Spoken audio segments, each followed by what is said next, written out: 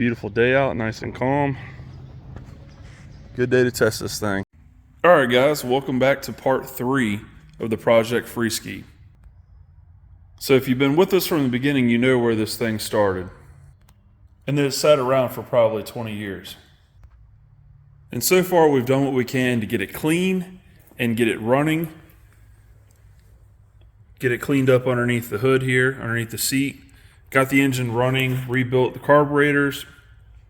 And now the next thing to tackle is getting the fuel tank out and going through that fuel tank and cleaning it so we can run new supply lines going from the tank to the carburetors. So I think I have everything unhooked and ready for this tank to come out. I've unbolted this here and here. So this whole assembly is loose now and should lift up, come out of the way so we can pull out this fuel tank. So got lots of work to do. Y'all sit back, relax, and enjoy. Okay, so I should be able to lift this up, this whole entire assembly up. Let's see, do this one hand. All right. Okay, I got this lifted up. Like I said before, everything is disconnected, so should be able to kind of pull this tank out and hopefully fit through this opening.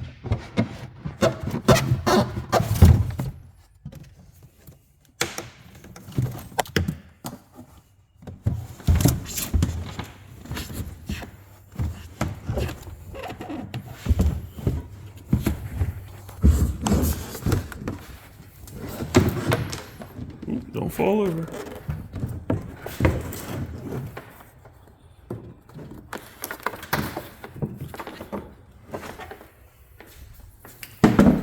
All right, there we go. Fuel tank is removed. Let's see what we have going on in here. Oh yeah, that's nasty. More of that stuff from before from some kind of nest. So let's see, got the oil tank hanging here. You disconnect that from the pump right down there, that lower hose, and from up here it's kind of hanging from this connection. But we'll go ahead and get this removed and see what we got going on in here. And okay, if y'all caught part 2 towards the end when I started it and let it run for a couple minutes on the hose, I pointed out that I was getting oil prior to that when I was cranking out of this oil line going to this rear carburetor, but I wasn't getting anything out of the middle or the front oil injector going into the carburetor. So I found the culprit. Okay, so right here with the fuel tank removed, you can see the oil injection pump, and I have 2 lines missing from it. One right here and one right here, going to the middle carb and to the front carb.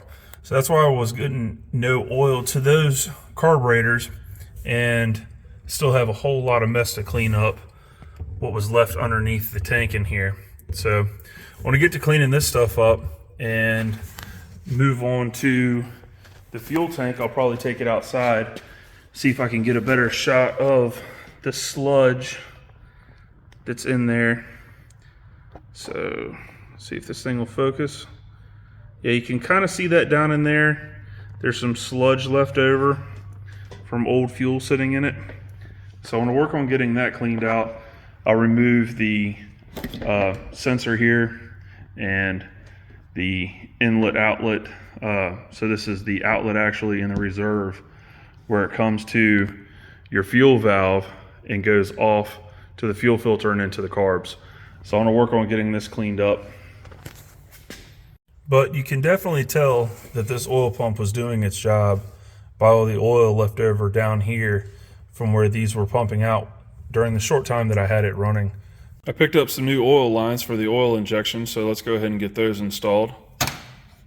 All right, let's get these connections taken off the tank, the sending unit and the fuel lines. Let's get these taken off of the tank so I can clean up the tank inside and out.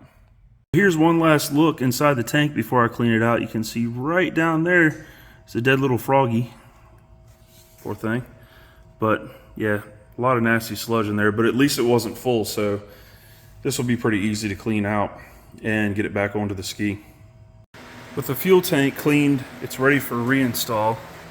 Nice and clean inside now. Got all that junk out.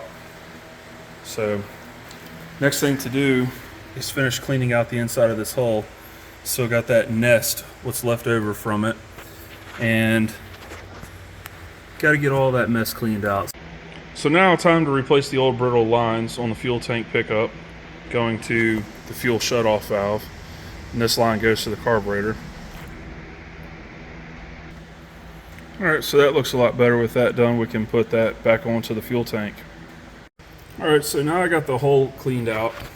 I got all the oil lines hooked up, oil tank sitting here, so looking a whole lot better. It's ready for the gas tank to go in now. Go ahead and do that. Alright guys, went ahead and reinstalled the fuel tank and the oil tank, ran all the lines, everything's hooked back up. So next step is getting this thing out on the water. Alright guys, today is the day. I'm actually I'm pretty excited. I'm going to get this thing out on the water. Hopefully everything will go well with it. It's pretty dirty right now still, so the good thing is though, it starts right up.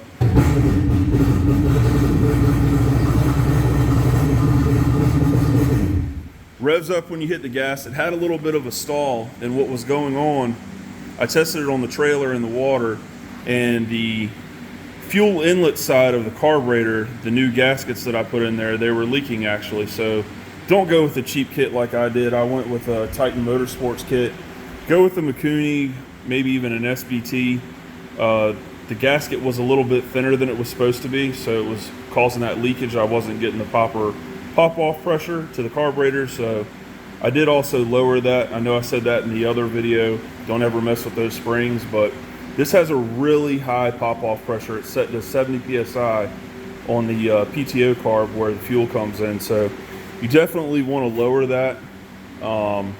This has 120 psi across the board, so compression's good, but a little bit lower pop-off pressure will give you better throttle response. So really excited, like I said, about to go take it out to the water, take y'all along, see how it does.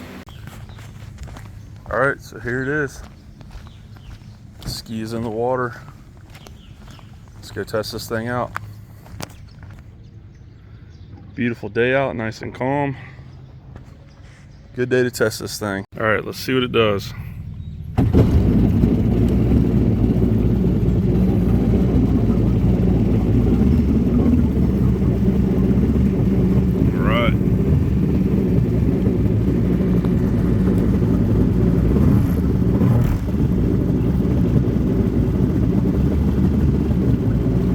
Got the fuel on, no gauges. I'm gonna have to do something about that.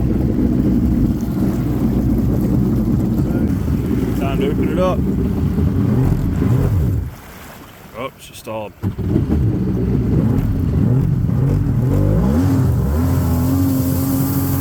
yeah, first time in 20 years.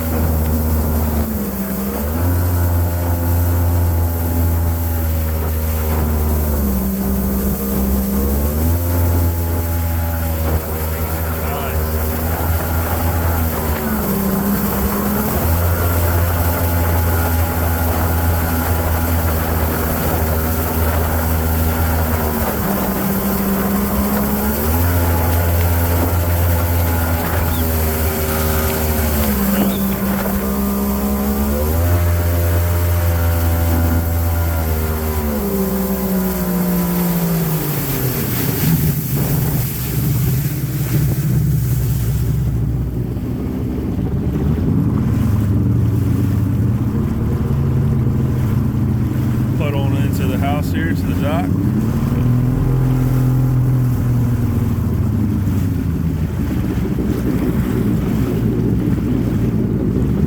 Oh, got the pontoon boat out already.